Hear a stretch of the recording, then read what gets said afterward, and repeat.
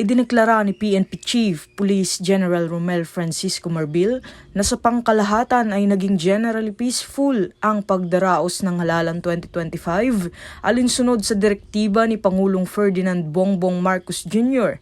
na tiyakin ng isang maayos, ligtas at tahimik na halalan para sa sambayanang Pilipino.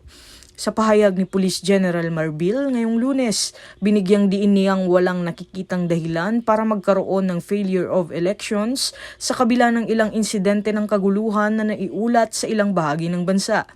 Aniya, maayos na narespondihan ng mga otoridad ang mga ito at walang malaking aberya ang nakaapekto sa kabuang takbo ng halalan. Dagdag pa niya, tuloy-tuloy ang mahigit na pagbabantay ng PNP at iba pang law enforcement agencies upang tiyaking magiging maayos ang canvassing ng boto at mapanatili ang katahimikan hanggang sa opisyal na pagproklama ng mga nanalong kandidato. Samantala, nananatiling naka-full alert ang pambansang pulisya hanggang sa ganap na matapos ang halalan.